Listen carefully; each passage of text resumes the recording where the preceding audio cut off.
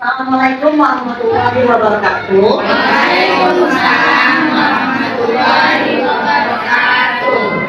Terlebih dahulu saya ucapkan terima kasih kepada Ibu Kepala Sekolah, rekam guru, Bapak Ibu guru, wali murid, serta anak-anak Ibu yang telah bersedia untuk datang berkumpul di ruangan ini. Sebelum itu, tujuan kita berkumpul, saya ingin melakukan pengimbasan tentang apa yang telah saya peroleh mengenai 7 aset sekolah. Biasanya yang kita ketahui, aset ini berhubungan dengan benda, kemudian juga berhubungan dengan sarana, sarana-prasarana, gedung. Ternyata di sekolah ini memiliki 7 aset yang bisa kita kembangkan. Yang pertama itu ada aset modal manusia, kemudian ada modal sosial, modal fisik, modal agama dan budaya, modal finansial, kemudian ada juga modal politik dan sosial. Modal manusia ini bersumber dari manusia yang berkualitas. Contohnya yang ada di sekolah, kepala sekolah, guru, tenaga kependidikan, pengawas sekolah, siswa, dan juga wali murid yang secara menghadiri. Kemudian juga ada namanya modal sosial, di mana contoh dari modal sosial yang ada di lingkungan sekolah kita, yaitu bahwa warga sekolah ini memiliki keanekaragaman.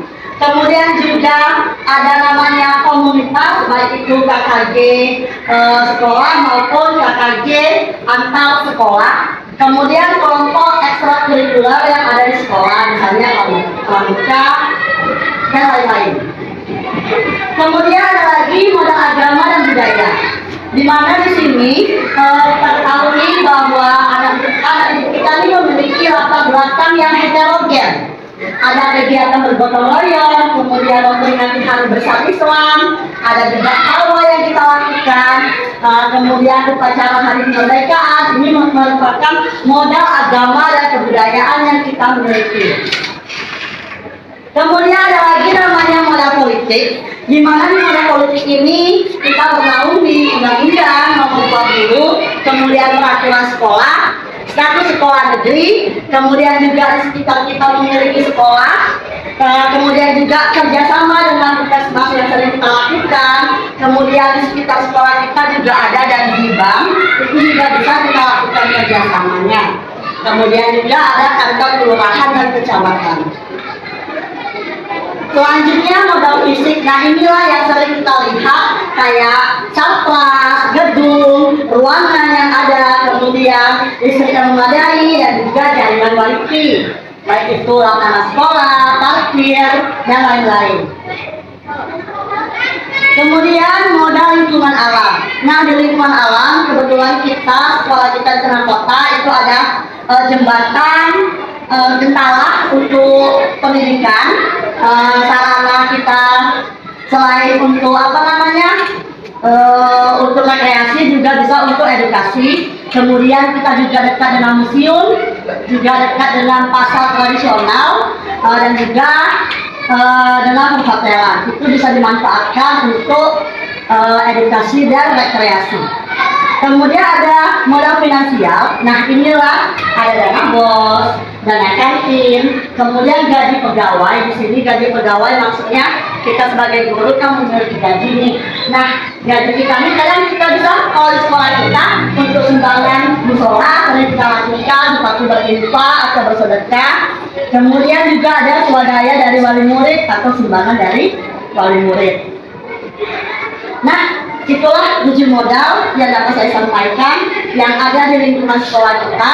Semoga dengan 7 modal ini dapat membuat sekolah kita menjadi lebih maju lagi. Nah, itu materi yang bisa saya sampaikan.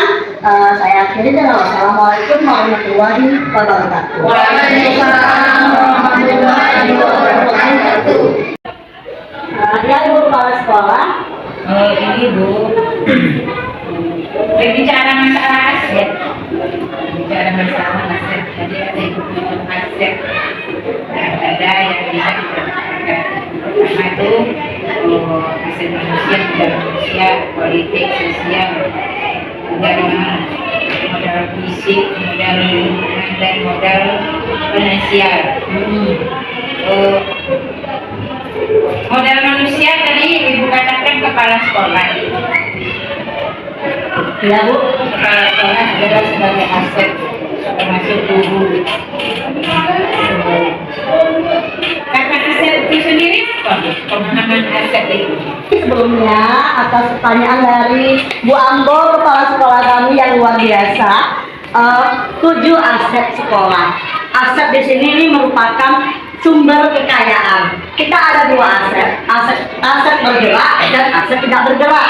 Nah, kalau yang tidak bergerak nih yang sering kita ketahui ya, misalnya kayak sarpras, gedung, lapangan, ya Bu ya. Nah, kalau kita nih kayak kepala sekolah, kemudian guru, kita ini merupakan aset yang bergerak atau kekayaan alamnya kita, kekayaan sekolah yang kita miliki, yang bisa kita kembangkan. Kalau kita ini kan manusia nih, potensi, ya kita bisa menggali apa yang kita peroleh, apa yang kita punya, kita bisa mengekspor kemampuan kita. Nah itulah makanya semua warga di SD Negeri 2 ini merupakan aset manusia yang bisa dikembangkan. Seperti itu Bu. Kegiatan diskusi kita kali ini, terima kasih atas waktunya. Semoga bermanfaat bagi kita semua. Saya akhiri dengan wassalamualaikum warahmatullahi wabarakatuh.